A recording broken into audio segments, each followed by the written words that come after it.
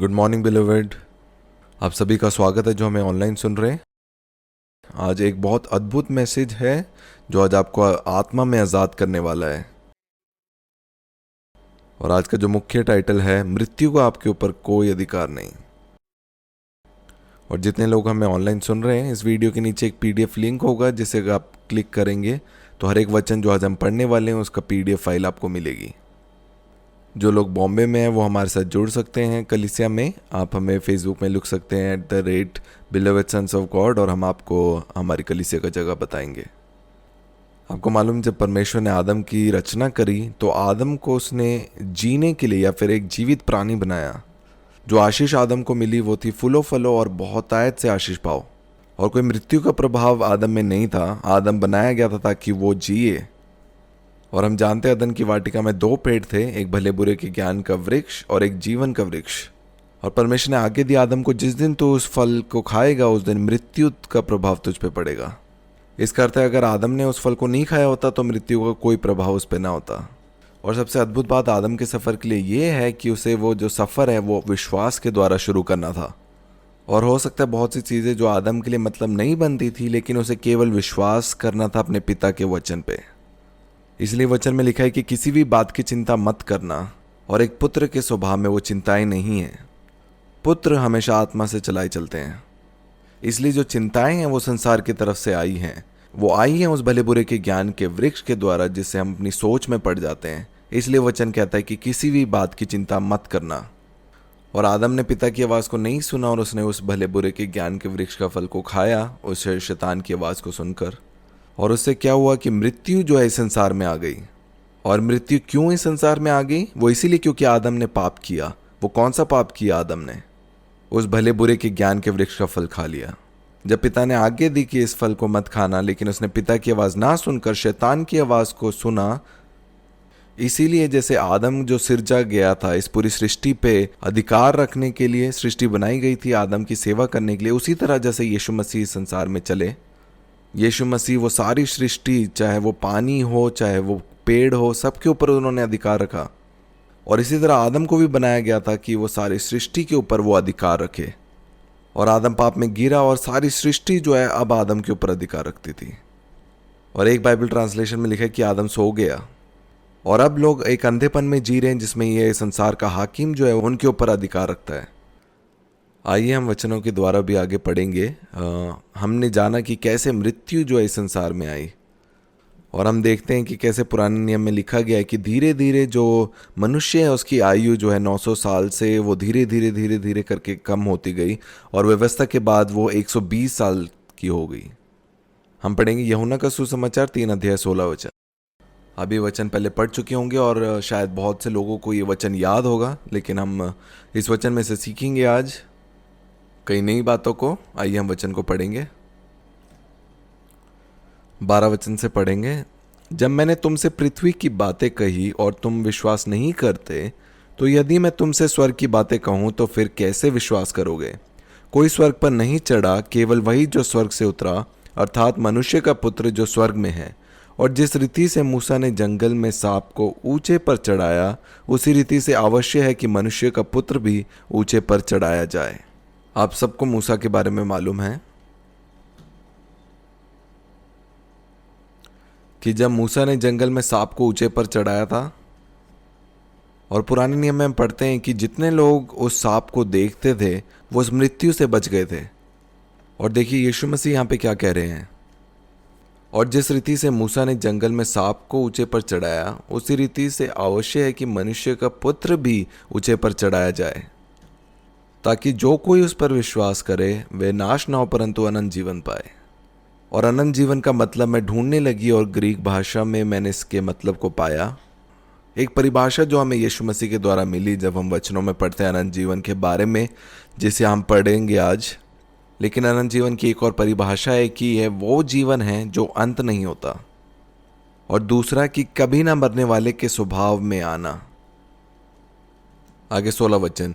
क्योंकि परमेश्वर ने जगत से ऐसा प्रेम रखा कि उसने अपने इकलौते पुत्र को दे दिया, ताकि जो कोई उस पर विश्वास करे वे नष्ट ना हो। इसका अर्थ जो कोई भी यीशु मसीह पे विश्वास करे वो नाश ना हो। परंतु अनंत जीवन पाए, वो सदा ठहरने वाला जीवन पाए। क्योंकि परमेश्वर ने अपने पुत्र को जगत में इसलिए नहीं भेजा कि जगत पर दंड की आज्ञा दे, क्योंकि पहले से ही संसार में एक दंड है। जिस क्षण आदम ने पाप किया उसी क्षण पाप जो है वो इस संसार में आ गया और वो एक चक्र में वो फंस गया। इसलिए वचन में लिखा है कि परमेश्वर ने अपने पुत्र को जगत में इसलिए नहीं भेजा कि जगत पर दंड की आज्ञा दे, परंतु इसलिए कि जगत उसके द्वारा उद्धार पाए। जो उस पर विश्वास करता है उस पर दंड की आज्ञा नहीं होगी।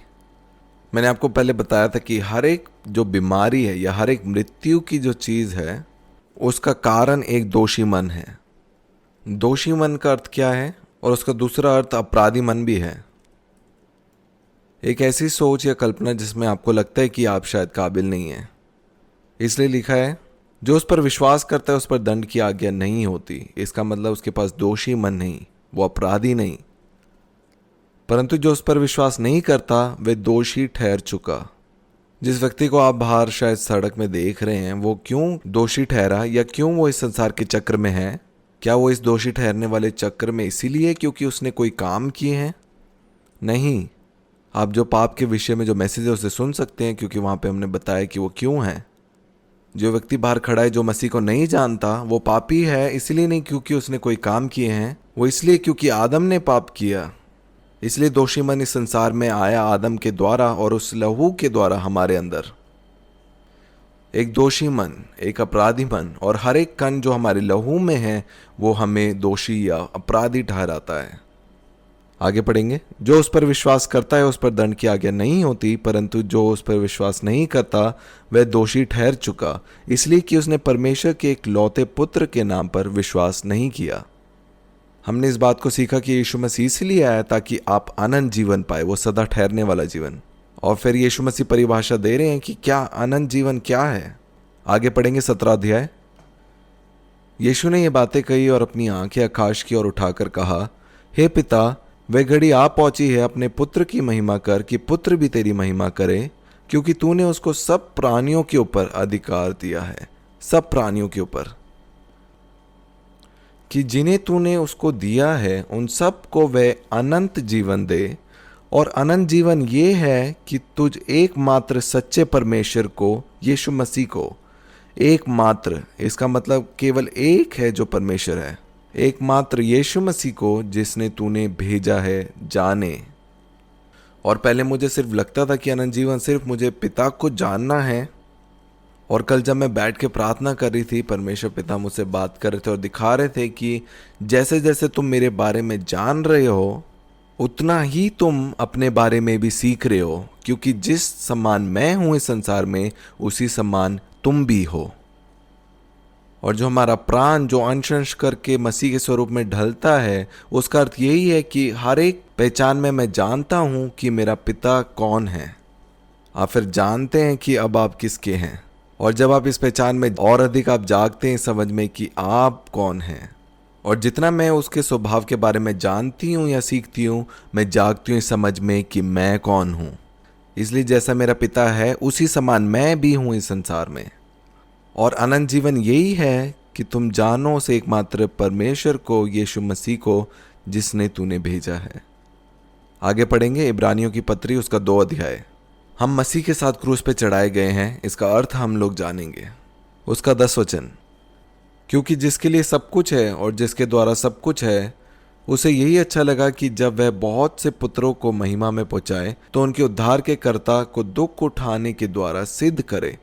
क्योंकि पवित्र करने वाला और जो पवित्र किए जाते हैं सब एक ही मूल से हैं। इसका अर्थ यीशु मसीह का जो पिता है वो मेरा और आपका पिता है। इसलिए जब आप वचन में पढ़ते हैं आप देखेंगे यीशु मसीह कभी अपने आप को पिता से अलग नहीं देखता। इसलिए यीशु मसीह कहते हैं कि हर एक कार्य जो मैं कर रहा हूं, पिता है जो मेरे द्वारा वो कार्यों को कर रहा है। हर एक न्याय करने का अधिकार पुत्र को दिया गया है। इसलिए जब पुत्र न्याय करता है तो पिता है जो उसके द्वारा न्याय करता है। इसलिए वचन में पढ़ते हैं यीशु मसीह कहता है कि मेरे जीवन को जो है कोई वो नहीं ले सकता, क्योंकि मेरे पास है वो अधिकार जिससे मैं अपने जीवन को दे सकता हूं या उसे ले सकता हूं। इसका अर्थ यीशु मसीह कभी नहीं मर सकता था, क्योंकि स्वयं यीशु मसीह ने कहा कि मैं पुनरुत्थान और जीवन हूं। क्योंकि अगर क्रूस में जाने से पहले ही यीशु मसीह की पहचान है कि वह पुनरुत्थान और जीवन है, तो वो क्रूस नहीं है जिसने उनको वापस जीवन में लेके आया। क्योंकि आप पुनरुत्थान और जीवन है, इसलिए मृत्यु का कोई प्रभाव आप में नहीं है। क्योंकि जो पुनरुत्थान और जीवन है अब वो आपके स्वभाव में है। आगे 11 वचन को पढ़ेंगे। क्योंकि पवित्र करने वाला और जो पवित्र किए जाते हैं सब एक ही मूल से हैं, इस कारण वह उन्हें भाई कहने से नहीं लज जाता। वह कहता है, मैं तेरा नाम अपने भाइयों को सुनाऊंगा, सभा के बीच में मैं तेरा भजन गाऊंगा। और फिर यह, मैं उस पर भरोसा रखूंगा। और फिर यह, देख मैं उन लड़कों सहित जिसे परमेश्वर ने मुझे दिए। इसलिए जबकि लड़के मांस और लहू के भागी हैं, देखिए मैं और आप जब मांस और लहू के भागी हैं, तो वह आप भी यीशु मसीह उनके समान उनका सहभागी हो गया, ताकि मृत्यु के द्वारा, इसका अर्थ है कि प्रिया के लिए कोई और व्यक्ति जा रहा है कि उस मृत्यु को सहे। तो क्यों जरूरी था यीशु मसीह का इस देह में, इस शरीर में आना और क्रूस पर उस मृत्यु को सह लेना? वो इसीलिए था क्योंकि जो स्थान मेरे और आपके लिए था उस स्थान में वो मेरे लिए गया। आगे देखेंगे, ताकि मृत्यु के द्वारा उसे जिसे मृत्यु पर शक्ति मिली थी अर्थात शैतान को निकम्मा कर दे, और जितने मृत्यु के भय के मारे जीवन भर दास्तव में फंसे थे उन्हें छुड़ा ले। 16 वचन, क्योंकि वह तो स्वर्गदूतों को नहीं वरन अब्राहम के वंश को संभालता है, इस कारण उसको चाहिए था कि सब बातों में अपने भाइयों के समान बने, जिससे वह उन बातों में जो परमेश्वर से संबंध रखती हैं एक दयालु और विश्वास योग्य महायाजक बने, ताकि लोगों के पापों के लिए प्रायश्चित करे। क्योंकि जब उसने परीक्षा की दशा में दुख उठाया तो वह उनकी भी सहायता कर सकता है जिनकी परीक्षा होती है। और ये जो कार्य यीशु मसीह ने किया वो किसके लिए किया? वो मेरे और आपके लिए किया। इससे पहले कि यीशु मसीह क्रूस पे जाते, वो पहले से ही अपनी पहचान में थे कि वो पुनरुत्थान और जीवन है। क्योंकि यीशु मसीह जिसने लाजर को मृत्यु में से जीवन में लेके आए, तो वो कौन था जो क्रूस पे मरा? वो मसीह के साथ मैं और आप हैं। और यीशु मसीह हमारे देह के साथ एक हो गया, और वही जो प्रभु भोज हम कलीसिया में लेते हैं वो इसका प्रतीक है, देह और लहू। यीशु मसीह इस संसार में देहधारी होकर आया और वो क्रूस पे उस मृत्यु के सहा, इसीलिए कि जो मृत्यु की दास्तव है वो उन्हें छुड़ाए। कौन है वे जो मृत्यु की दास्तव है? यीशु मसीह नहीं, लेकिन मैं और आप। वो मृत्यु का भय, कुछ खोने का भय। और मृत्यु का भय यही है, किसी भी चीज को खोना या उन चीजों को जो जीवन में है उसे मृत्यु में पाना।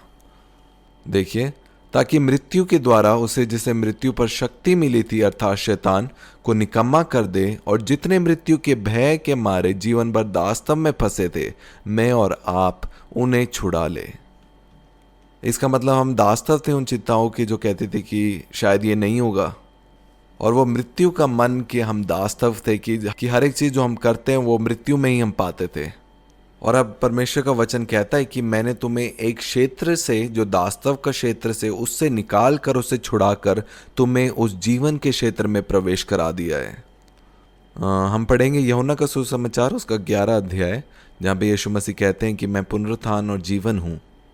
हम उसके 17 वचन से पढ़ेंगे। ये लाजर के बारे में यहाँ पे लिखा है, लाजर, मार्था और मरियम के बारे में। और वचन में लिखा है कि परमेश्वर इन तीनों से बहुत प्रेम करते थे। और लिखा है कि जब उन्होंने लाजर के बारे में सुना, वो जहाँ पे थे उस स्थान में वो ठहर गए 2 दिन। और कुछ दिन ठहरने के बाद वो वापस लाजर के पास जाते, जब उनको मालूम है कि वो लाजर मर चुका है। वहाँ पहुँचने पर यीशु को ये मालूम हुआ कि लाजर को कब्र में रखे 4 दिन हो चुके हैं। बैतनिया यरूशलेम के समीप कोई 2 मील की दूरी पर था। बहुत से यहूदी मार्था और मरियम के पास उनके भाई की मृत्यु पर शांति देने के लिए आए थे। मैं और आप भी जीवन में बहुत सी परिस्थितियों में, कई बार मृत्यु में हम रहे हैं, और हमने इस संसार के रीति रिवाज और चक्र को देखा है कि जब हमारे सामने जो पुनरुत्थान और जीवन सामने होता है एक नई रूप में, क्योंकि हमारा पुराना मनुष्यत्व का जो चक्र है संसार का वो बहुत गहरा है, मुश्किल होता है हमें कई बारी उस नए पुनरुत्थान और जीवन को समझने में। इसलिए एक पुत्र के रूप में हम जीते हैं विश्वास से। और आप देखेंगे कि आने वाले समय में एक ऐसी पीढ़ी होगी जिनके लिए साधारण होगा एक लंबी आयु जीने के लिए। 20 वचन, जब मार्था ने यीशु के आने का समाचार सुना तो उसे भेंट करने को गई, परंतु मरियम घर में बैठी रही। मार्था ने यीशु से कहा, हे प्रभु, यदि तू यहाँ होता तो मेरा भाई कदापि ना मरता। इसका मतलब शारीरिक रूप से अगर यीशु मसीह होते। 22 वचन, और अब मैं जानती हूँ कि जो कुछ तू परमेश्वर से मांगेगा परमेश्वर तुझे देगा। क्या आपको मालूम है कि एक पुत्र के रूप में ये मेरा और आपका एक स्थान है कि जो कुछ आप परमेश्वर पिता से मांगेंगे, आपको मालूम है पिता जो सबसे पहली आवाज सुनता है वो पुत्र की है। उसके कान हमेशा उसके संतान पे लगे हैं। इसलिए वचन में लिखा है कि पुत्र अगर पिता से मछली मांगता है और अगर वो रोटी मांगे तो क्या पिता उसे पत्थर देता है? वो पुत्र है जो मांगता है। उन लोगों को मालूम था कि यीशु मसीह हैं, वो कुछ भी अगर परमेश्वर से मांगते हैं तो परमेश्वर उन्हें देता है। आप उस पुत्र के स्थान को देखिए। 23 वचन, यीशु ने उसे कहा, तेरा भाई फिर जी उठेगा। मार्था ने उसे कहा, मैं जानती हूं कि अंतिम दिन में पुनरुत्थान के समय वह जी उठेगा। और बहुत से लोग यही विश्वास करते हैं कि जब हम लोग मर जाएंगे, जब यीशु मसीह आएगा, पुनरुत्थान हमें मिलेगा। और यहाँ पे मार्था भी जो है वो इसी समय के बारे में बोलती है कि लाजर जो है वो अंतिम दिन में वो पुनरुत्थान उसका होगा। यीशु मसीह ने उसे कहा एक नए तरीका, एक नए ढंग में। यीशु ने उसे कहा, पुनरुत्थान और जीवन मैं ही हूं। आप लोग मेरे पीछे अंगीकार कर सकते हैं, मैं पुनरुत्थान और जीवन हूं। क्या आप लोगों को मालूम है पुनरुत्थान का अर्थ क्या है? पुनरुत्थान का मतलब है कि अगर कोई चीज मृत्यु में है तो वापस जीवन में आ जाएगी। मैं आज आपको केवल सत्य बता रही हूं, आप बन नहीं रहे हैं। ये सत्य आपके बारे में जो आप हैं। और जो सोच है जो कहती है कि मैं ये बनने वाला हूं या ये मुझे मिलने वाली है, तो ये एक झूठ है। और सब कुछ जो मैं पुत्र के बारे में आपकी पहचान बता रही हूं वो आप पहले से ही हैं। आप इन वचनों को अपने जीवन में जीवित देखेंगे।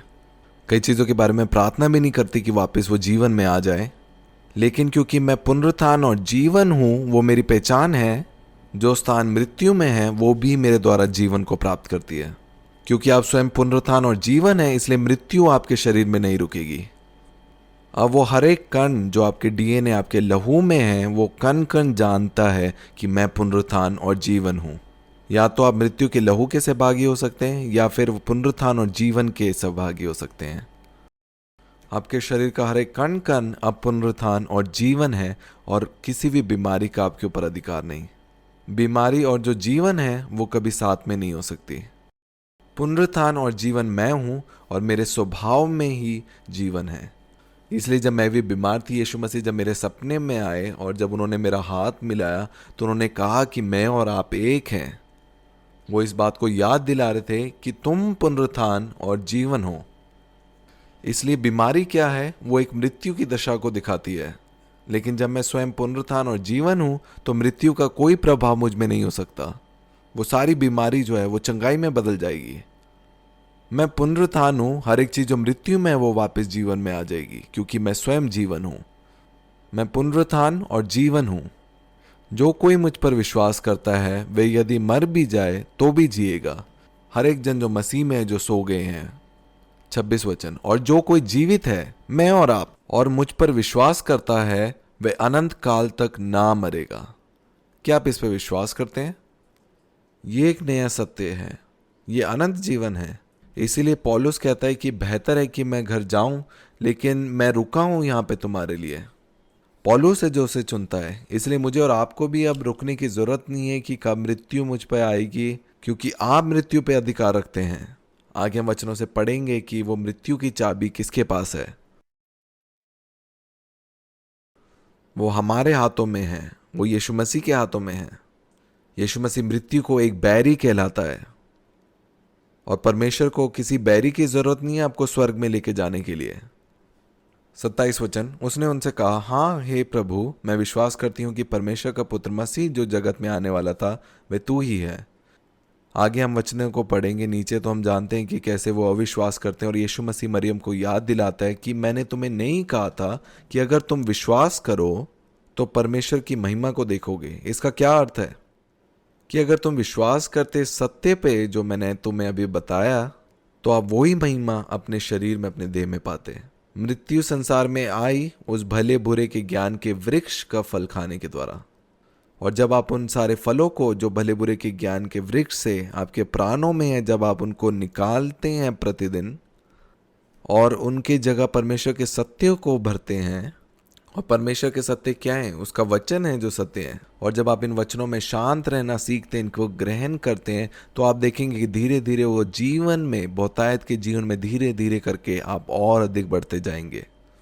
और यीशु मसीह देह में इसीलिए आया ताकि मेरे और आपके लिए उस मृत्यु को वो सह ले, ताकि हमें छुड़ा ले जो मृत्यु के दास्तव में थे। और मृत्यु कहाँ से आई? वो पाप के द्वारा मृत्यु आई। और क्या वो पाप की कीमत चुका नहीं दी? इसीलिए यीशु मसीह आए उस पाप की कीमत मृत्यु के द्वारा चुकाने के लिए, क्योंकि पाप की मजदूरी मृत्यु है। वो स्वयं मेरे और आपके लिए वो बलिदान बन गया। वो सारे मनुष्य की पाप की कीमत उसने अपने देह में ले ली। इसलिए जब वो पाप रहित व्यक्ति, जब वो क्रूस पे गया, वो सारे पाप जो मेरे और आपके हैं वो उसने अपने शरीर पे ले लिए और उस मृत्यु को सहा। और फिर मौत को हरा कर वो मेरे और आपके लिए तीसरे दिन जी उठा। यीशु मसीह पहले से ही पुनरुत्थान और जीवन थे, वो मर नहीं सकते थे। उसने स्वयं अपने प्राणों को दे दिया, वो सारी कीमत उसने चुका दी। इसलिए वचन में लिखा है कि उसका शरीर है जो दोषी ठहरा, इसीलिए ताकि अब मेरे और आप पे अब कोई और दोष ना लगा सके। कई बार बहुत आसान हो जाता है अपने आप पे दोष लगाना, इसलिए मैं उत्साहित करती हूँ कि आप अपने शरीर की पहचान को आपकी आत्मिक पहचान के साथ ना आने दें, क्योंकि हमारा जो शरीर है, जो पाप और मृत्यु की जो व्यवस्था है, वो हमारे लहू में है। क्योंकि जो लहू हमारे शरीर में है वो स्वयं पापी है। और अगर आप अभी भी अपनी पहचान इससे बनाते हैं तो आप शरीर से अपनी पहचान ले रहे हैं। मैं और आप कभी भी शरीर में सिद्ध नहीं बन सकते थे, इसलिए यीशु मसीह आया देहधारी होकर। वो क्रूस पे गया और जो पाप का दोष था वो स्वयं उसने अपने शरीर में लिया, इसलिए कि अब हम विश्वास से जिए। इसलिए जो धार्मिकता है वो विश्वास के द्वारा गिनी जाती है। इसका अर्थ है कि हम विश्वास के द्वारा पिता के सामने धर्मी ठहरे हैं, पाप रहित, निर्दोष। इसलिए जितना आप अपने शरीर को भी याद दिलाते हैं कि दोष नहीं है, दोष नहीं है, आप देखेंगे उतना कम पाप और मृत्यु का स्वभाव अपने शरीर में। जो हर एक बीमारी है वो एक दोषी मन के द्वारा उत्पन्न होती है। दोषी मन है जो मृत्यु की तरफ हमें लेके जाता है। इसलिए वचन में लिखा है कि जो बहुतायत से अनुग्रह प्राप्त करते हैं उनमें वो अनुग्रह का वरदान फलता जाएगा। आप अपनी बीमारियों पे कैसे जयवंत रहेंगे? आप एक धार्मिकता के मन से, विवेक से जब आप चलेंगे, आप हर एक बीमारी के ऊपर विजय बनेंगे। अब मैं ध्यान नहीं देता उन कामों पे जो मेरे शरीर के द्वारा हुई है, लेकिन मैं विश्वास के द्वारा मसीह में पिता की धार्मिकता ठहरा हूं। अब मेरे पास दोषी मन नहीं है, अब मैं पुनरुत्थान और जीवन हूं। अब वो आनंद जीवन मेरे अंदर काम कर रहा है और कोई भी बीमारी या मृत्यु का मेरे शरीर पे कोई अधिकार नहीं है। आप अपने दिन की शुरुआत करें इस अंगीकार के साथ कि मैं पुनरुत्थान और मैं जीवन हूं, और आप देखेंगे उन कामों को अपने जीवन में पूरा होते हुए। एक शेर है, जब वो सुबह उठता है तो हर दिन वो ये नहीं बोलता कि मैं शेर हूं, मैं शेर हूं, मैं शेर हूं, क्योंकि वो पहले से शेर है।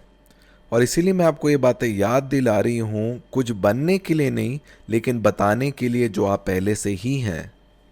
हर एक अंगीकार जो पुत्र के पहचान में हम करते हैं वो इसीलिए है कि हम वो पहले से ही हैं। और अब ये शेर जब जाता है तो आसपास जितने भी कुत्ते हैं वो उसे बोलते रहते हैं कि तुम एक कुत्ते हो, तुम एक कुत्ते हो, क्योंकि वो उनके बीच में रहता है। और उस शेर का एक लौता शांति वो इसी में है जब वो नहीं भूलता कि वो शेर है। और यही पुत्रत्व की सच्चाई है। हर एक चीज जो दुष्ट की ओर से आएगी वो आपको याद दिलाएगी कि आप पुत्र नहीं हो। और जब यीशु मसीह भी जंगल में गए, शैतान क्यों है जो यीशु मसीह की परीक्षा ले रहा था? और वो कारण यही है क्योंकि वो परमेश्वर के पुत्र हैं। पूरा आत्मिक क्षेत्र जानता है कि मैं और आप परमेश्वर के पुत्र हैं। और हर एक चीज जो दुष्ट मेरे जीवन में लेके आता है वो मेरी पहचान को रोकने के लिए, उस सत्य में ना बने रहने के लिए आता है। वचन में पढ़ेंगे, यीशु ने कहा, पुनरुत्थान और जीवन मैं ही हूँ। जो कोई मुझ पर विश्वास करता है वह यदि मर भी जाए तो भी जिएगा, और जो कोई जीवित है और मुझ पर विश्वास करता है वे अनंत काल तक ना मरेगा। मतलब मैं और आप। क्या आप इस बात पर विश्वास करते हैं? रोमी की पत्री 6 अध्याय। पाप के लिए मृतिक, मसीह में जीवित। तो हम क्या कहें? क्या हम पाप करते रहें कि अनुग्रह बहुत हो? कदापि नहीं। हम जब पाप के लिए मर गए तो फिर आगे को उसमें कैसे जीवन बिताएं? क्या तुम नहीं जानते कि हम सब जिन्होंने मसीह का बपतिस्मा लिया, इसे ध्यान से सुनिए, जिन्होंने मसीह का बपतिस्मा लिया उसकी मृत्यु का बपतिस्मा लिया। अतः उस मृत्यु का बपतिस्मा पाने से हम उसके साथ गाड़े गए, ताकि जैसे मसीह पिता की महिमा के द्वारा मरे हुओं में से जिलाया गया, वैसे ही हम भी नए जीवन की सी चाल चलें। जब यीशु मसीह संसार में आए, मृत्यु यीशु मसीह पे अधिकार नहीं रखता था, लेकिन मैं और आप मृत्यु के दास्तव में थे। इसलिए यीशु मसीह मुझे और आपको आज़ाद करने के लिए आए, क्योंकि यीशु मसीह कह रहे हैं कि मैं पुनरुत्थान और जीवन हूं, और उन्होंने लाजर को चंगा किया इससे पहले वो क्रूस पे जाते। इसीलिए क्योंकि वो पुनरुत्थान और जीवन है, जीवन और मृत्यु एक साथ नहीं हो सकती। उसने वो मृत्यु को सहा मेरे और आपके लिए। वो मैं और आप बन गए कि अब मैं और आप उस नए जीवन की सी चाल चलें। क्योंकि यदि हम उसकी मृत्यु, 5वां वचन, क्योंकि यदि हम उसकी मृत्यु की समानता में उसके साथ जुड़ गए हैं, तो निश्चय उसके साथ जी उठने की समानता में भी जुड़ जाएंगे।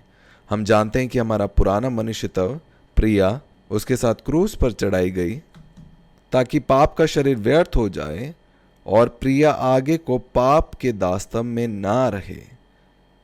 इसका अर्थ है कि अब शैतान का या पाप का मेरे ऊपर कोई अधिकार नहीं है। मैं एक समय में दास्तव में थी, लेकिन यीशु मसीह आया मुझे उस दास्तव से छुड़ाने के लिए। तो हो सकता है कई बारी मैं बहुत से ऐसे ख्याल और विचारों में बंध सकती हूँ, पर अब मुझे अब किसी भी चिंता के अधिकार में रहने की अब कोई ज़रूरत नहीं है। 7वां वचन, क्योंकि प्रिया जो मर गई, मैं और आप मर गए। मुझे माइकल की ये बात पसंद है जब वो कहता है कि आपकी सबसे बड़ी गलती ये है जब आप बोलते हैं कि मैं जीवित हूँ। आप मर चुके हैं, क्योंकि जो मर गया वह पाप से छूटकर धर्मी ठहरा। इसलिए यदि हम मसीह के साथ मर गए तो हमारा विश्वास ये है कि उसके साथ जिएंगे भी, क्योंकि ये जानते हैं कि मसीह मरे हुओं में से जी उठकर फिर मरने का नहीं। प्रिया जो मृत्यु से जिलाई गई, अब फिर मृत्यु का प्रभाव उस पर ना होगा। मृत्यु का अब प्रिया के ऊपर कोई अधिकार नहीं। मृत्यु का अब आपके ऊपर कोई अधिकार नहीं, क्योंकि वह जो मर गया तो पाप के लिए एक ही बार मर गया, परंतु जो जीवित है तो परमेश्वर के लिए जीवित है। ऐसे ही तुम भी अपने आप को पाप के लिए तो मरा। इसका अर्थ है अपने आप को वैसा देखना या इस बात पे विश्वास करना शुरू कीजिए कि अब हम पाप के लिए तो मर गए, परंतु परमेश्वर के लिए मसीह यीशु में जीवित हैं। इसलिए जब यीशु मसीह आए तो उन्होंने कहा कि तुम इस संसार के लिए स्वर्ग की बातों पे मन लगाओ। और फिर यीशु मसीह कहते हैं कि अगर तुम इस पृथ्वी की बातें जो मैं तुम्हें बताता हूँ विश्वास नहीं करते, तो तुम स्वर्ग की बातों पे कैसे विश्वास करोगे? और वो कौन सी बात है जो यीशु मसीह हर जगह लोगों को कहते हैं? वो है विश्वास करना, सिर्फ विश्वास करना। और हम विश्वास करते हैं इसलिए नहीं कि हम उसे देखते हैं, लेकिन हम विश्वास करते हैं क्योंकि पिता उस बात को कह रहे हैं। इसलिए आदम इस बात में चूक गया, क्योंकि उसने देखा, देखकर उसने अपना निर्णय लिया। लेकिन आदम की भी जो सफ़र है वो वैसे ही होना था, उस बात पे विश्वास करके कि जो परमेश्वर मेरे बारे में कह रहा है वो सही है। आगे हम पढ़ेंगे 23 वचन से, क्योंकि पाप की मजदूरी का अर्थ क्या है? पाप की कीमत, कि जो पाप की कीमत है वो मृत्यु है। तो मृत्यु क्यों इस संसार में आई? वो पाप की वजह से आई। बीमारी आपके शरीर में क्यों है? पाप की वजह से। एक्सीडेंट क्यों होते हैं? पाप की वजह से। लोग क्यों मरते हैं? पाप के कारण। तलाक क्यों होते हैं? पाप के कारण। हर एक जो बुरी चीज होती है वो पाप के कारण होती है। लेकिन जब यीशु मसीह आए और जब वो क्रूस पे गए, उसने मेरे और आपके पापों को ले लिया, और अब वचन कहता है कि उसने मुझे पाप के दास्तव से छुड़ा लिया है। तो फिर किसके अधिकार से या किसके सामर्थ्य से ये चीजें मुझे अब छू सकती हैं? अब इन चीजों का मेरे जीवन पर कोई अधिकार नहीं है। और यही सामर्थ्य है सत्य में, पुत्रत्व की सच्चाई में। और जैसे ब्रदर वेल भी अपनी गवाही बता रहे थे कि कैसे जब उनके सामने एक जन आया जिसमें दुष्ट आत्मा थी, तो वो दुष्ट आत्मा हर एक कार्य इसलिए कर रही थी कि वो उनसे कुछ करवाए। लेकिन जब वो शांत रहे, अपनी पहचान में वो दृढ़ रहे, तो इस पहचान के द्वारा अचानक से बिजली कड़की और वो दुष्ट आत्मा चली गई। इसलिए वचन हमें यही याद दिलाता है कि हम अपनी उस पहचान से अब हम अपने आप को अलग ना देखें। और मैं अक्सर याद दिलाती हूँ कलीसिया में कि जब भी कोई समस्या आपके पास आती है, 2 सेकंड आप लीजिए पीछे हटने के लिए और स्मरण कीजिए कि ये समस्या जो है किसके पास आई है। आप दाएं या बाएं किसी व्यक्ति को ना देखिए कि वो इस समस्या को कैसे जूझते और उस पर कैसी प्रतिक्रिया करते हैं, क्योंकि मैं और आप परमेश्वर के पुत्र हैं। परमेश्वर के पुत्र का अर्थ है यीशु मसीह के समान। और आप अपने आप को रोकें और इस बात को स्मरण करें, फिर आप निर्णय लीजिए, क्योंकि 99% आपको कोई काम करने की जरूरत नहीं, केवल अपनी पहचान में बने रहने की जरूरत है, और फिर वो समस्या अपने आप हल होते हुए दिखेगी। क्योंकि मैं और आप अब लड़ाई में नहीं है, हम एक राजा के समान है जो अपनी गद्दी पे बैठा हुआ है। सब कुछ अब हमारे पैरों के नीचे है। जैसे जब मेरी मम्मी को कैंसर के लिए बोला गया, हर एक चीज जो मैं सुन रही थी वो मुझे कुछ करने के लिए कह रही थी, लेकिन मैंने सिर्फ अपने स्थान को पकड़ के रखा कि मैं परमेश्वर की पुत्र हूं और मेरी मम्मी भी। इसलिए अब मुझे कोई प्रार्थना निवेदन देने की भी जरूरत नहीं, क्योंकि मैं वचन पे खड़ी हुई हूं। क्योंकि भजन संहिता 91 कहता है कि कोई दुख मेरे डेरे के निकट नहीं आएगा, और फिर जो दूसरी रिपोर्ट ली वो नेगेटिव आती है। और मेरा विश्वास ये है कि जब भी समस्या हमारे पास आती है वो इसीलिए क्योंकि हम अपनी पहचान से अपने आप को अलग देखते हैं। इसलिए वचन कहता है कि ठहरे रहो और परमेश्वर की सामर्थ को देखो। आप शांत रहें और देखिए कि जो मसीह में आपकी धार्मिकता है वो आपके लिए काम करेगी। फिर से पढ़ेंगे हम 23 वचन। क्योंकि पाप की मजदूरी तो मृत्यु है, क्योंकि पाप की मजदूरी तो मृत्यु है, परंतु परमेश्वर का वरदान हमारे प्रभु यीशु मसीह में अनंत जीवन है। पाप के द्वारा जैसे मृत्यु आई, तो यीशु मसीह के द्वारा आपके जीवन में क्या आया आप कल्पना करें। वो अनंत जीवन, वो पुनरुत्थान जीवन आपके हर एक जीवन के क्षेत्र में जीवन जो है वो आ रहा है, मृत्यु जो है खत्म हो रही है। और हर एक जो परीक्षाएं आपके जीवन में आती हैं वो आपको उस मृत्यु के प्रभाव में डालना चाहती है, लेकिन जब अपने पहचान में हूं तब मुझे कुछ करने की भी जरूरत नहीं है, सिर्फ शांत रहना मेरा काम है। क्योंकि मृत्यु मेरे पैरों के नीचे और मेरे स्वभाव में है कि पुनरुत्थान और जीवन मैं हूं। और होने दे सत्य में आप लोग अध्ययन करते रहें कि इसका संपूर्ण मतलब क्या है कि मैं पुनरुत्थान और जीवन हूं। जीवन का अर्थ है कि उसमें कोई भी किसी प्रकार की मृत्यु का प्रभाव नहीं है, चाहे वो आपका व्यापार हो, चाहे कोई भी क्षेत्र क्यों ना होना दो, आप पुनरुत्थान और जीवन है, और वो प्रतिदिन जीवन में बढ़ता जाएगा। आगे पढ़ेंगे यूहन्ना का सुसमाचार 14 अध्याय 30 वचन। मैं अब तुम्हारे साथ और बहुत बात ना करूंगा, क्योंकि इस संसार का सरदार आता है। ये बात यीशु मसीह कह रहे हैं कि मुझ पर उसका कोई अधिकार नहीं, परंतु ये इसलिए होता है कि संसार जाने कि मैं पिता से प्रेम रखता हूँ, और जैसा पिता ने मुझे आज्ञा दी है मैं वैसा ही करता हूँ। उठो यहाँ से चले। इस बात को देखिए, वचन लिखा है कि और जैसा पिता ने मुझे आज्ञा दी है मैं वैसा ही करता हूँ। गलातियों 2 के 20 अध्याय में पढ़ते हैं कि मैं मसीह के साथ क्रूस पर मर चुका हूँ। आपकी जितनी भी कल्पनाएं हैं या विचार हैं वो इस वचन में बढ़ना शुरू होंगी। और जब यीशु मसीह को भी मैंने अपने सपनों में देखा, मैंने उनको अपने ही रूप में देखा, और मुझे अपनी सांसारिक बुद्धि को बंद करना पड़ा उन बातों को समझने के लिए। लेकिन उस समय से मैं सत्य में जीना शुरू कर दिया कि प्रिया जो है वो मर चुकी है, अब एक नई सृष्टि है जो जीवित है, और जो नई सृष्टि है वो उसके साथ आत्मा में एक है। इसलिए यीशु मसीह की आंखें भी मेरे समान थी, मेरा चेहरा भी मेरे समान था, और मैं सोच रही थी ऐसा क्यों है। वो इसलिए क्योंकि मैं उसके साथ मर चुकी हूँ, अब मैं एक नई सृष्टि हूँ। अगर हम अभी अपने आप को शीशे में देखेंगे तो हम अपने शरीर को ही देखेंगे, लेकिन अगर आप अपनी शारीरिक आंखें बंद कर आत्मिक आंखों से देखना शुरू करेंगे, इसी के बारे में पौलुस लिखता है अपनी पत्रियों में। और जितना आप जागते हैं अपनी आत्मिक पहचान के बारे में, उस समझ में कि आप कौन हैं, सब कुछ जो आपके आसपास है वातावरण बदल जाएगा, और वो उसको समर्पित करेगा उस आत्मिक मनुष्य को जो आप हैं। यहाँ पे वचन कहता है कि इस संसार का सरदार आता है, पर मुझ पर उसका कोई अधिकार नहीं। वो कौन सी चीज थी जो शैतान को चाहिए थी? पाप। लेकिन यीशु मसीह पाप रहित है, और वही सत्य अब मेरे और आपके लिए है। हाँ, हो सकता है कि पाप आपके शरीर में है या आपके मन में है, लेकिन वो कौन सा कार्य जो हो रहा है कि अब धार्मिकता हमारे कामों द्वारा नहीं गिनी जा रही, और जो चीज़ ज़रूरत है इस बात का अंगीकार करने के लिए जो यीशु मसीह ने कहा मेरे और आपके लिए कि संसार का सरदार आता है पर मुझ पर उसका कोई अधिकार नहीं, वो है धार्मिकता, और वो है विश्वास के द्वारा हमें मिलती है। हम परमेश्वर के पुत्र हैं विश्वास के द्वारा, हमारे कामों द्वारा या शरीर के कर्मों द्वारा नहीं। इसलिए जितना हम धार्मिकता की पहचान में जानते हैं, इसलिए वचन में लिखा है कि धार्मिकता की झिलम पहनकर और वह उद्धार का टोप जो हमारे मन हमारे विचारों को बचाता है कि हर एक जो विचार हमारे विरुद्ध उठते हैं हम जाने कि सब कुछ पूरा हो चुका है मसीह में। मृत्यु का अब मेरे ऊपर कोई अधिकार नहीं है, वो मेरे पैरों के नीचे है। सत्य से कमर कसकर, वो सत्य यही है जो हमारी पहचान है, जो हम कहते हैं कि हम कौन हैं।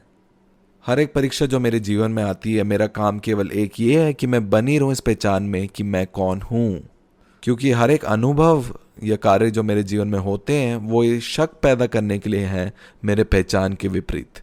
लेकिन हमारी पहचान केवल और केवल वचन पे आधारित रहे, इसलिए जो मेरी परिस्थितियां या मेरे अनुभव है मैं उसे अपनी पहचान नहीं देने देती।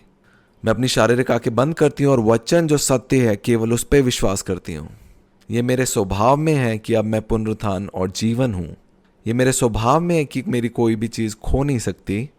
ये मेरा स्वभाव है कि मेरे जो वचन है वो जीवन और आत्मा है।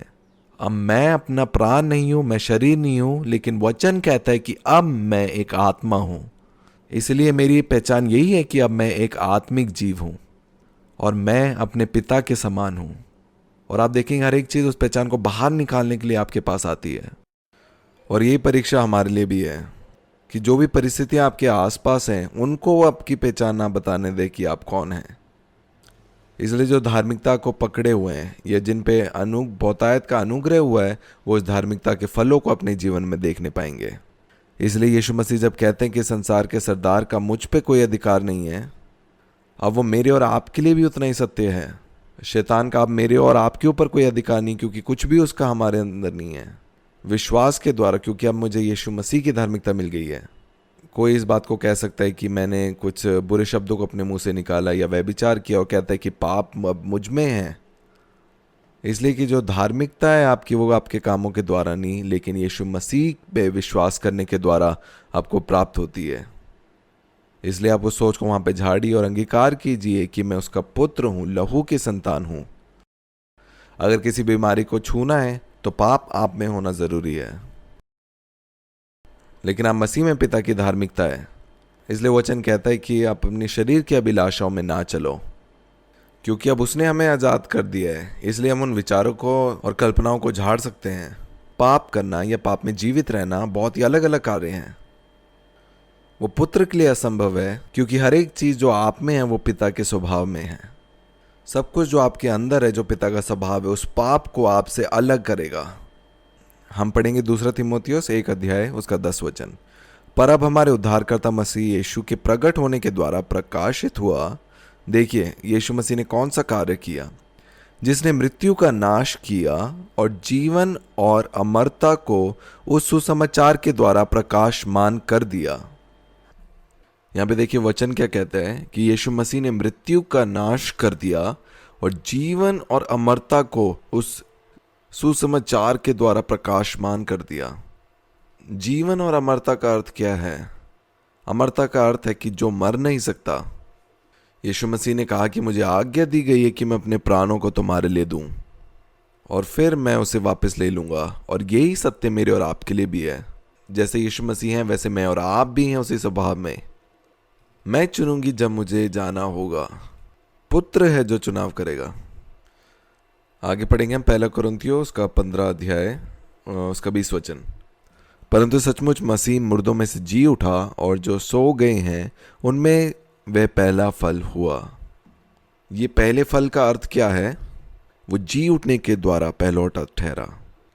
मैं और आप आदि हैं इस संसार के चक्र में जिसमें हम मृत्यु को देखते हैं। फिर यीशु मसीह आते हैं जो पहले आदम की तरह नहीं है जिसमें मृत्यु है, लेकिन वो आखिरी आदम की तरह जो खुद जो जीवन देने वाला आत्मा है। यीशु मसीह ने कहा कि अब मैं मार्ग हूँ, मेरे द्वारा बहुत से लोग हैं जो उस जीवन को प्राप्त करेंगे। क्योंकि जो आदम के वंश से हैं वो लोग मरते हैं, लेकिन जो यीशु मसीह के वंश से हैं वो सदा जीवित रहेंगे। और जो सो गए हैं उनमें वह पहला फल हुआ। आगे पढ़ेंगे, क्योंकि जब मनुष्य के द्वारा मृत्यु आई तो मनुष्य ही के द्वारा मरे हुओं का पुनरुत्थान भी आया।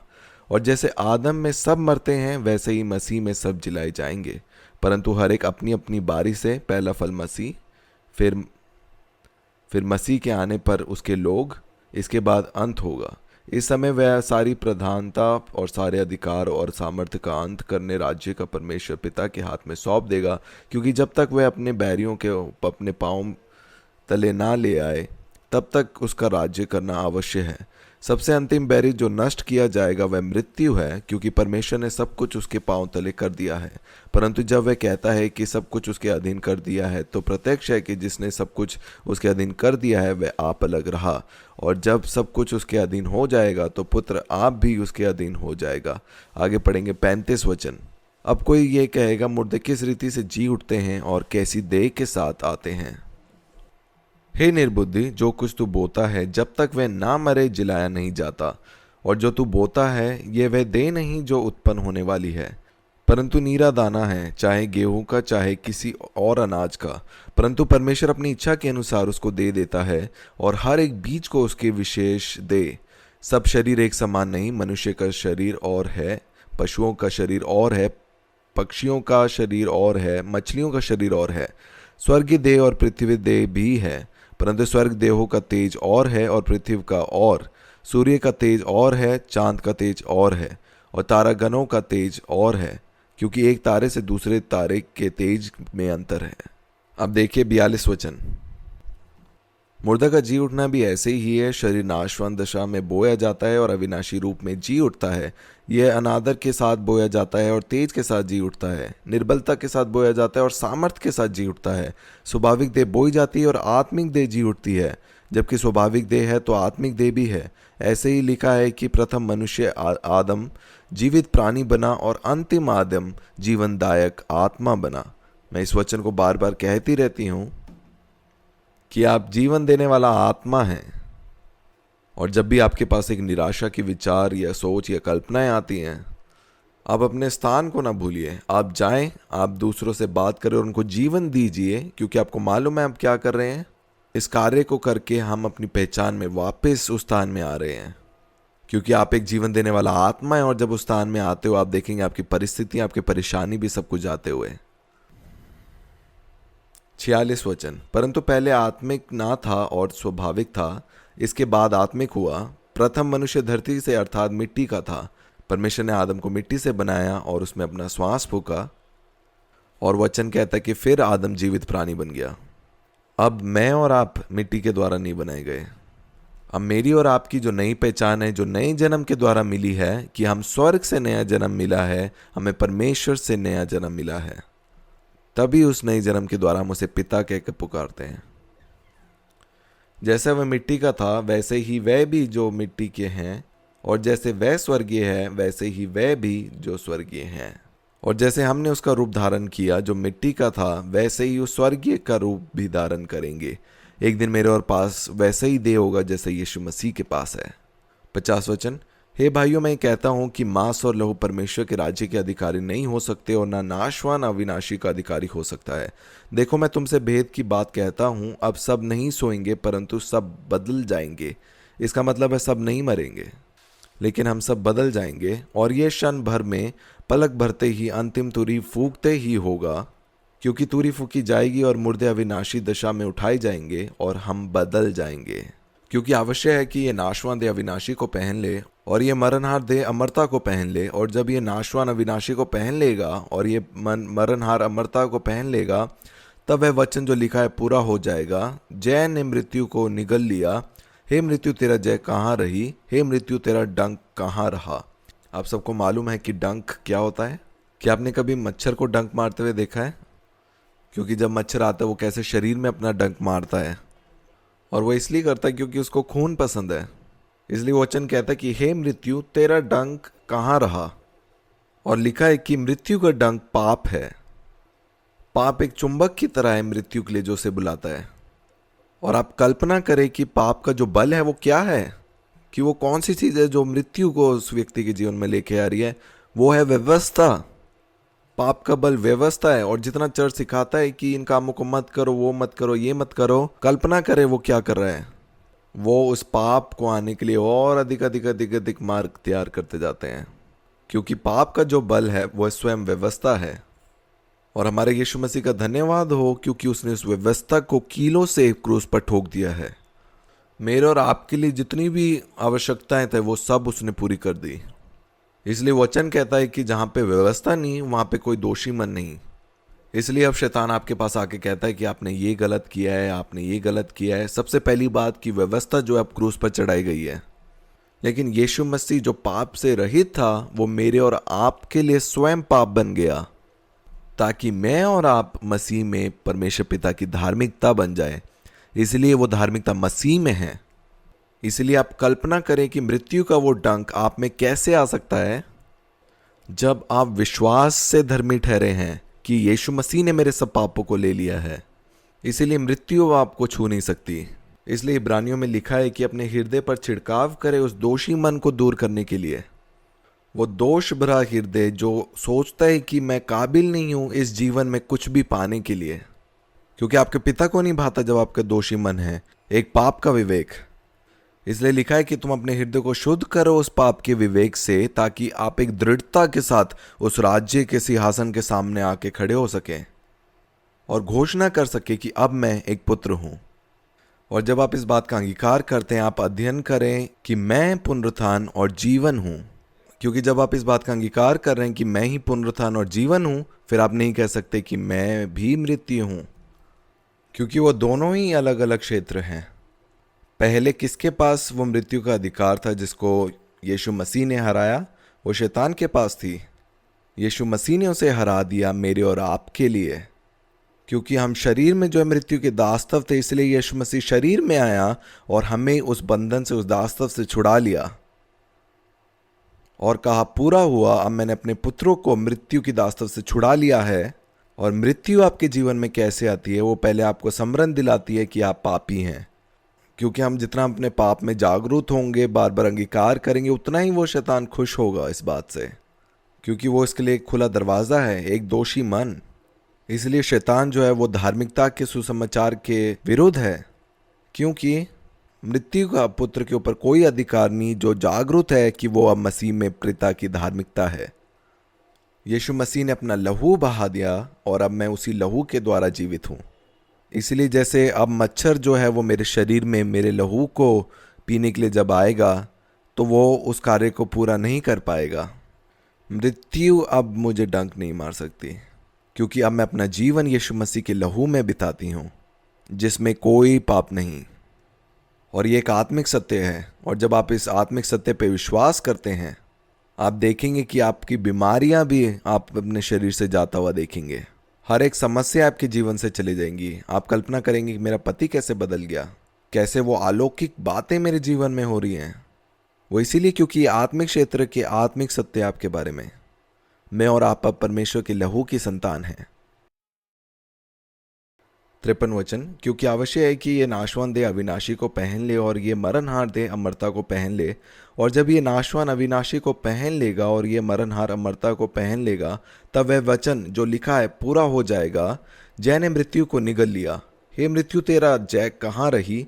हे मृत्यु तेरा डंक कहाँ रहा?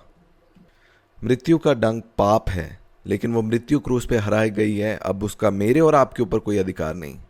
और पाप का बल व्यवस्था है, और व्यवस्था कीलों के साथ क्रूस पर ठोकी गई है। परंतु परमेश्वर का धन्यवाद हो जो हमारे प्रभु यीशु मसीह के द्वारा हमें जयवंत करता है। यहाँ पे वचन कहता है कि मृत्यु है और पाप है, लेकिन हमारे परमेश्वर का धन्यवाद हो कि उसने हमें जयवंत ठहराया। अब पाप का विवेक हम पे कोई अधिकार नहीं रखता, क्योंकि अब हम उस मृत्यु और पाप की व्यवस्था आज़ाद होकर हमने उस जीवन की व्यवस्था में प्रवेश कर दिया है। इसलिए मैं कहती हूँ सबको कि पाप का जुनून मत रखिए। परमेश्वर पाप से घृणा करता है। शैतान है जो आपको पाप का स्मरण दिलाता है, परमेश्वर नहीं, क्योंकि वो जितना भी पाप है वो पुत्र ने वो अपने शरीर में ले लिया। इसलिए आप दीन बने और उस कार्य को आप स्वीकार करें। सिर्फ एक बात का जुनून पिता चाहता है आप रखें, वो है धार्मिकता जो मसीह में है। और जब भी इसके विरुद्ध कल्पनाएं आए, आप उद्धार के टोप को पहने और कहिए नहीं, मैं इसे ग्रहण नहीं करता। और जितना अधिक आप इन पहचानों में जागेंगे, आप देखेंगे कि आपके शरीर के हर एक कण कण जो है वो धार्मिकता का कण बनता जाएगा। इसलिए वचन कहता है कि जिस आत्मा ने मसीह को मरे हुओं में से जिलाया, वही आत्मा अब मेरे इस नाशवान देह को भी जीवन प्रदान करती है। अब आपका जो पुनरुत्थान जीवन है वो इस नाशवान शरीर को जीवन दे रहा है। ये नाशवान देह है जो अब आपका कहना मान रही है, क्योंकि पूरे जीवन भर आपने इन्हें कहा है कि 40 की उम्र में आके ऐसा होगा, 50 की उम्र में आके उसके साथ ऐसा होगा, कि वो जो सारे झूठ उसने पहले सुने हैं वो उनको मान लेता है। लेकिन जब आप इन सत्यों का अंगीकार करते हैं कि मैं पुनरुत्थान और जीवन हूं, वो शरीर जो है वो आपके इन अंगीकारों को सुनता है और वो उन बातों को सुनकर वो उसके पीछे उसके समान बनता जाता है। अब आप एक आत्मिक प्राणी हैं और अपने स्थान में आप वापस आ चुके हैं। और जब आदम की आंखें बंद थी तो वो संसार था जो उसे बताता था कि उसे क्या करना है। अब जब पवित्र आत्मा आपके अंदर आ चुका है, वो वापस उस अधिकार में, उस स्थान में स्थापित हो चुका है। और अब आपको पवित्र आत्मा की सुनकर उस शरीर को भी उसके नीचे करना है कि शरीर भी जो है आत्मा के अधीन हो जाए। आप सिर्फ अंगीकार नहीं लेकिन उस पर विश्वास करते हैं, आप देखेंगे कि वो बदलती जाती है उस जीवन की देह में। इसलिए जब पुनरुत्थान और जीवन आप में है तो कैसे कोई बीमारी जो लहू के द्वारा आती है, आपके हर एक लहू के कण में अब कोई मृत्यु नहीं है। जितने भी वो बीमारी के कण हैं, आप देखेंगे वो जीवन के कण उस पर प्रभावित होंगे और वो चंगाई सर्वदा आप में बनी रहेगी। क्योंकि जब आप इस बात का अंगीकार कर रहे हैं मैं पुनरुत्थान और जीवन हूं, हर एक कण आपके शरीर में वो उसका विरोध कर रहा है जो मृत्यु की बातें हैं। मृत्यु का अब कोई आपके ऊपर अधिकार नहीं है। क्यों? वो इसीलिए क्योंकि आप अंगीकार करते हैं कि यीशु मसीह ने मेरे सब पापों को क्रूस पे ले लिया है। पाप अब क्रूस पे चढ़ाया गया। आगे वचन में हम पढ़ेंगे, इसलिए है मेरे प्रिय भाइयों, दृढ़ और अटल रहो और प्रभु के काम में सर्वदा बढ़ते जाओ, क्योंकि ये जानते हो कि तुम्हारा परिश्रम प्रभु में व्यर्थ नहीं है। प्रकाशित वाक्य उसका 1 अध्याय 18 वचन, ये मुझे बहुत पसंद है।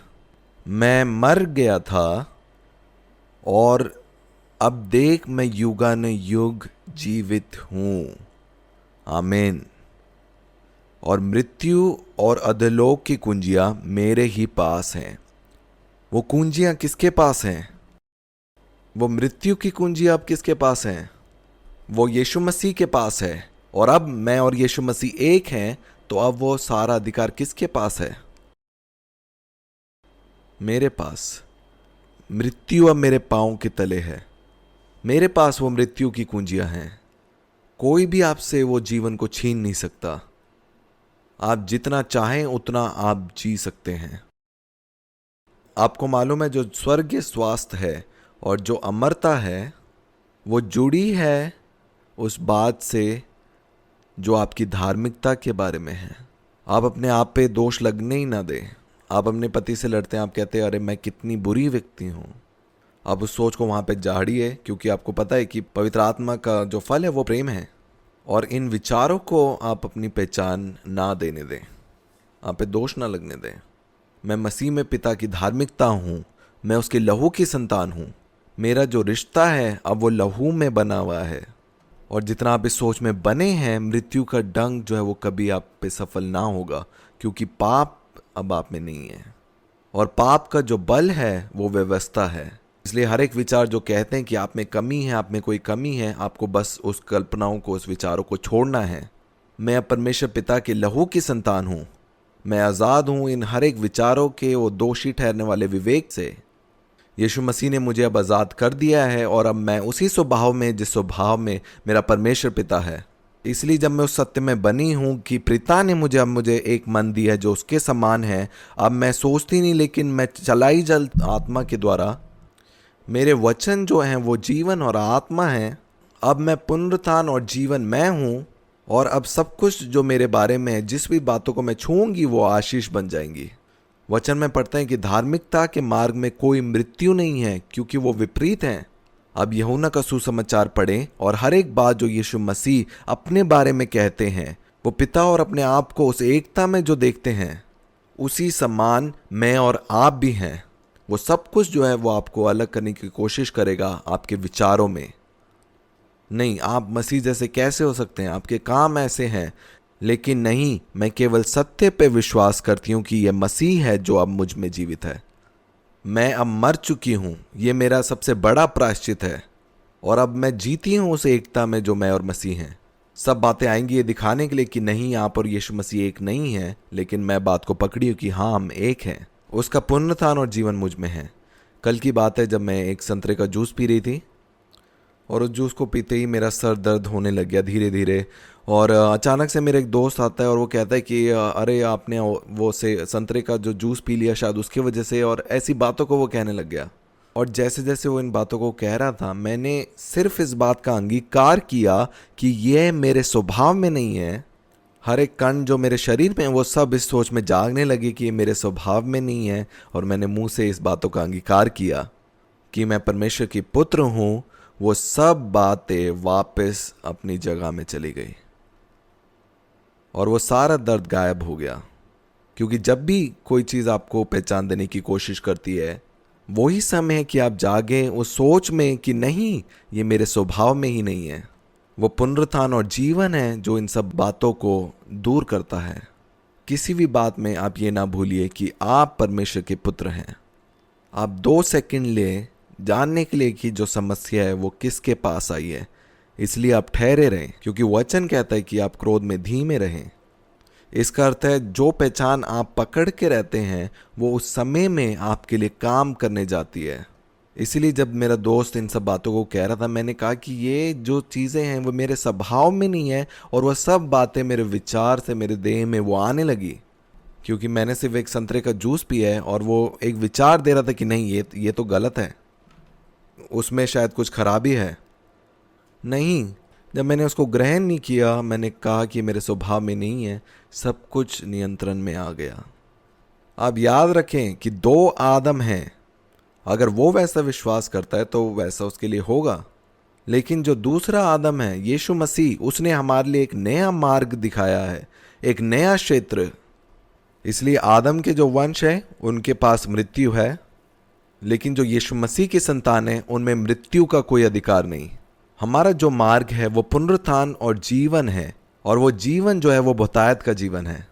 मैं आया हूं कि तुम जीवन पाओ और बहुतायत का जीवन पाओ। और हर एक चीज़ जो मुझे मृत्यु के बारे में बताती है मैं उसे ग्रहण नहीं करती। और बाइबल भी हमें याद दिलाती है कि शैतान के किसी भी विचार को ग्रहण मत करो। वो मुझे दिखाती है कि आसपास की देखो इन लोगों के साथ ऐसे हुआ, उसके साथ वैसा हुआ, लेकिन नहीं, मैं अपनी पहचान केवल और केवल वचन से बनाती हूँ कि मैं पुनरुत्थान और जीवन हूँ। मेरे पास जीवन है और वो बहुतायत का जीवन है, और इस सत्य पे विश्वास करना ही मेरा एक चुनाव है। मृत्यु अब हमारे पैरों के नीचे है। अगर कोई भी क्षेत्र आपके जीवन में है जिसमें आप मृत्यु को देखते हैं, आप जो अपनी आंखों से देखते हैं उसके समान ना चलें, लेकिन आप विश्वास करें उन बातों के बारे में जो पिता ने आपके विषय में कही है। उसी में हमारी सामर्थ है, और जितना आप इसका अध्ययन करेंगे आप देखेंगे कि फिर आप जब अपने आंखों से भी देखेंगे वो आपके लिए असाधारण होगा। और अब मैंने देखा है कि अगर मैं अपने जीवन को देखती हूँ कि हर एक बातें जो मैंने अपने जीवन में पाई हैं वो विश्वास के द्वारा पाई है, और अगर कोई विपरीत परिस्थिति आई है वो मेरे लिए देखने में बहुत असाधारण थी। क्योंकि अगर मैं कोई चीज़ देखती हूँ और फिर उन कार्य को करती हूँ तो वो एक शारीरिक विश्वास है, क्योंकि वो मृत्यु को लेके जाएगी। वो एक शारीरिक विश्वास है। शारीरिक विश्वास यही है कि आप देखते हैं परिस्थितियों को और देखकर उन कामों को करते हैं। लेकिन मेरा और आपका विश्वास जो है वो जीवित है, क्योंकि वो वचन पे आधारित है। और ये जो आत्मिक विश्वास है ये उस जीवन की तरफ लेके जाता है जो बहुतायत का जीवन है।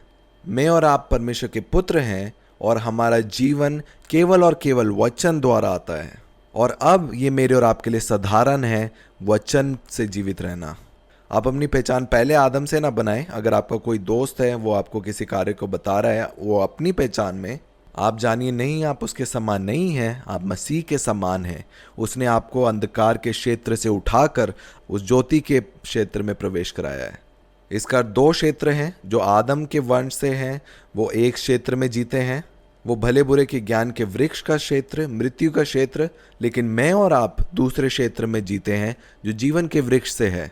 हम विश्वास के द्वारा जो वचन कहता है उन कार्य को करते हैं, क्योंकि जो आदम के क्षेत्र से है वो हर एक काम, चाहे वो भले भी हैं, लेकिन वो हर एक काम उनका अंत जो है वो मृत्यु है, क्योंकि वो सब भले बुरे के ज्ञान के वृक्ष के द्वारा है। लेकिन जो दूसरे क्षेत्र है, जो आत्मिक क्षेत्र है, वो केवल और केवल वचन पे आधारित है, और हर एक बातें जो इस क्षेत्र की है वो जीवन की तरफ लेके जाएगी। यही पुत्रत्व की सच्चाई है, और वही पहचान मेरी और आपकी है। मृत्यु अब हमारे पैरों के नीचे है, आप इस बात का अंगीकार निरंतर करते रहे कि मैं पुनरुत्थान और जीवन हूँ। आज का मैसेज हम यहाँ पे समाप्त करेंगे और हम प्रार्थना करेंगे और पिता का धन्यवाद देंगे, और जो आत्मिक भेंट है वो हम यीशु मसीह को देंगे। वो आत्मिक भेंट ये है कि हर एक जो कल्पना में, हर एक विचारों में जो उन्नति हमें आई है हमारी पहचान के बारे में, उसकी भेंट हम पिता को देते हैं, क्योंकि वो उसे और बढ़ोतरी करता है। पिता, आपका धन्यवाद। मैं आपके राज्य में आपका बेटा हूँ। वचन सुनने के द्वारा जो आत्मिक बढ़ोतरी मेरे प्राणों में आई है, उसकी भेंट मैं आपको देता हूँ। Just begin to speak in tongues by faith. The ones who don't speak in tongues, just say, Holy Spirit, fill my mouth. Open your mouth by faith. Words will start coming out. Oh,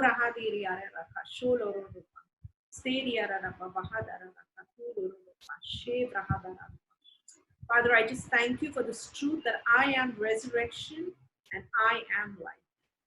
I am resurrection and I am life. I thank you that this resurrection life right now is giving life to my mortal body.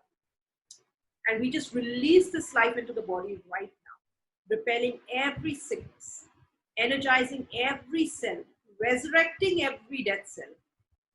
Just life and life in abundance. In Jesus' name.